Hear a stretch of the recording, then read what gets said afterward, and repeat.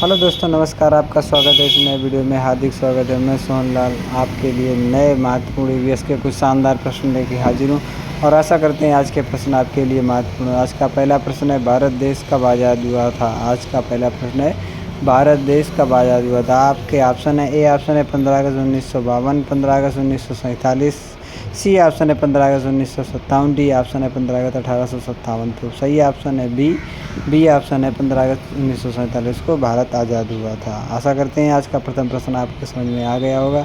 आइए चलते हैं अगले महत्वपूर्ण प्रश्न की तरफ। आज का दूसरा प्रश्न बहुत ही महत्वपूर्ण है। दूसरा प्रश्न है, भारत के झंडे में कितने रंग होते हैं। आपके ऑप्शन है, ए 3 रंग, बी 4 रंग, सी 5 रंग, डी 6 रंग। तो सही ऑप्शन है बी 4 रंग। कितने रंग होते हैं? 4 रंग। तो भारत के झंडे में कितने रंग हैं? 4 रंग। आशा करते हैं आज का दूसरा प्रश्न आपको समझ में आ गया होगा। इसी प्रकार के महत्वपूर्ण श्रृंखला को जानने के लिए हमारे वीडियो को सब्सक्राइब करें और हमारे लाइक करें, साथ ही शेयर करें और कमेंट भी करें। अपने साथियों के साथ इस वीडियो को शेयर करें। जिस प्रकार की महत्वपूर्ण तैयारी के लिए नवोदय विद्यालय, आरएमएस, सैनिक स्कूल आदि महत्वपूर्ण प्रतियोगी परीक्षाओं के लिए ये प्लेटफॉर्म बहुत ही महत्वपूर्ण है। आइए साथियों चलते हैं अगले महत्वपूर्ण प्रश्न की तरफ। आज का तीसरा महत्वपूर्ण प्रश्न है, भारत के तिरंगे को किसने डिजाइन किया। प्रश्न है, भारत के तिरंगे को किसने डिजाइन किया। आपके ऑप्शन है, ऑप्शन ए सुभाष चंद्र बोस ने, ऑप्शन बी रविन्द्रनाथ टैगोर ने, ऑप्शन सी पिंगली वेंकैया ने, ऑप्शन डी सरदार पटेल ने। आपका सही ऑप्शन है पिंगली वेंकैया। तो हमारे भारत के झंडे को डिजाइन किसने किया था? तो आपके ऑप्शन होगा पिंगली वेंकैया। सी ऑप्शन आज का सही है।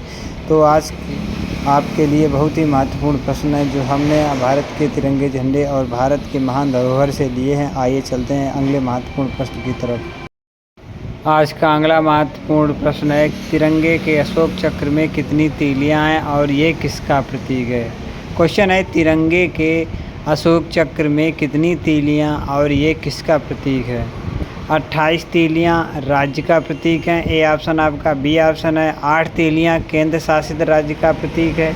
ऑप्शन सी है 24 तीलियां समय का प्रतीक है। ऑप्शन डी है 60 तीलियां सेकेंड का प्रतीक है। सही ऑप्शन है 24 तीलियां समय का प्रतीक है। ये अशोक चक्र से लिया गया चक्र जो बना हुआ है वो 24 तीलियां हैं और ये समय को प्रदर्शित करती हैं। आशा करते हैं आज का ये महत्वपूर्ण प्रश्न आपको समझ में आया होगा। आइए चलते हैं अगले महत्वपूर्ण प्रश्न की तरफ। आज का अगला महत्वपूर्ण प्रश्न है, भारत में कुल कितने राज्य हैं। भारत में कुल कितने राज्य। आपके ऑप्शन है, ए ऑप्शन है 26 राज्य, बी ऑप्शन है 27 राज्य, सी ऑप्शन है 32 राज्य, डी ऑप्शन है 28 राज्य। तो सही ऑप्शन है डी 28 राज्य हैं। 28 राज्यों की संख्या है और 8 केंद्र प्रदेशित राज्य हैं। तो टोटल की बात की जाए तो 28 और 8 36 राज्य हैं, लेकिन यहाँ पे 36 कोई ऑप्शन दिया नहीं है, तो इसलिए भारत के कुल राज्य हैं 28 राज्य। आशा करते हैं आज का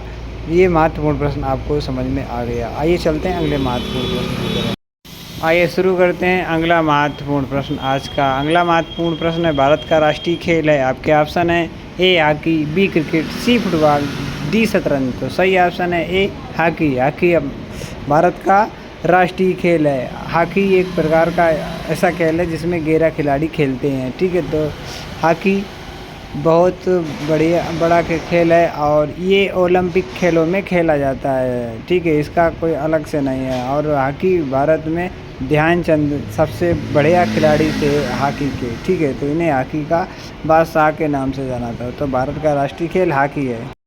आइए चलते हैं अगले महत्वपूर्ण प्रश्न की तरफ। और आज का अगला महत्वपूर्ण प्रश्न है, भारत सोने की चिड़िया क्यों कहा जाता था। भारत सोने की चिड़िया क्यों कहा जाता था। आपके ऑप्शन है, भारत एक कृषि प्रधान देश है, बी ऑप्शन है भारत एक ऊर्जा संपन्न देश है, ऑप्शन सी है भारत में सोने चांदी अधिक मात्रा में थी, और ऑप्शन डी भारत एक विकासशील देश है। तो सही ऑप्शन है ऑप्शन सी, भारत में सोने चांदी की अधिक मात्रा थी, इसलिए भारत को सोने की चिड़िया कहा जाता है। आज के महत्वपूर्ण प्रश्न श्रृंखला में आपके लिए महत्वपूर्ण प्रश्न बहुत ही अच्छे हैं जो नवोदय विद्यालय, आरएमएस, आज सैनिक स्कूल आदि महत्वपूर्ण परीक्षा में पूछे जा सकते हैं। तो हमारे वीडियो को अपने साथियों के साथ शेयर करना ना भूलें। चलते हैं अगले महत्वपूर्ण प्रश्न है, इंडियन मिलिट्री एकेडमी IMA कहाँ स्थित है। IIM कहाँ स्थित है? आपके ऑप्शन हैं देवलाती, बी ऑप्शन है देहरादून, सी ऑप्शन है खड़गवासला, डी ऑप्शन है नई दिल्ली। तो आपका सही ऑप्शन है ऑप्शन वी देहरादून, यानी कि IMA का जो एकेडमी है वो कहाँ स्थित है? देहरादून में। आप कहेंगे इंडियन मिलिट्री एकेडमी देहरादून में स्थित है। तो आपका बी ऑप्शन बिल्कुल सही होगा। आज के लिए दूसरा प्रश्न आपको समझ में आ गया होगा। आइए चलते हैं तीसरे प्रश्न की तरफ। आज का तीसरा प्रश्न है, सूरजमुखी का पुष्प सूर्य की गति के साथ साथ मुड़ता है क्योंकि यह सूरजमुखी का पुष्प सूर्य की गति के साथ साथ मुड़ता है क्योंकि यह ऑप्शन ए है धनात्मक प्रकाश कर्षी है, ऑप्शन बी है धनात्मक जलाकर्षी है, ऑप्शन सी ऋणात्मक प्रकाशकर्षी है और ऑप्शन डी एक ऋणात्मक जलाकर्षी है। तो इसका सही ऑप्शन आप बताएंगे और सही ऑप्शन आपको बताना है 5 सेकेंड में, और 5 सेकेंड में आप इसका सही ऑप्शन बताएंगे। और सही ऑप्शन क्या होगा इसका?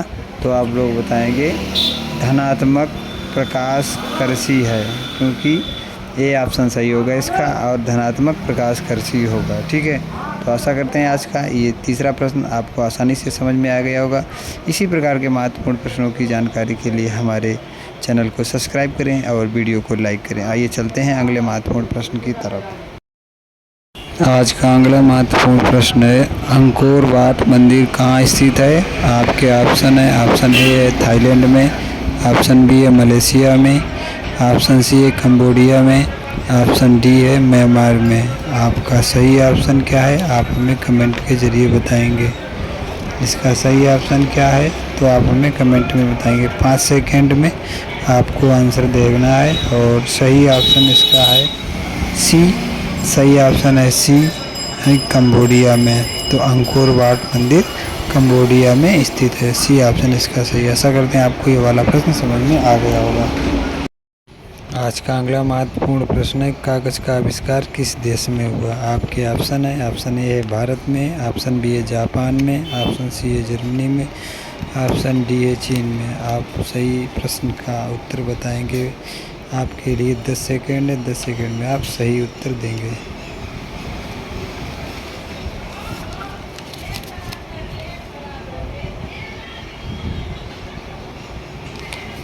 तो इसके लिए डी ऑप्शन बिल्कुल सही है, चीन में। तो कागज़ का आविष्कार चीन में हुआ था। आपको ये वाला प्रश्न आसानी से समझ में आ गया होगा।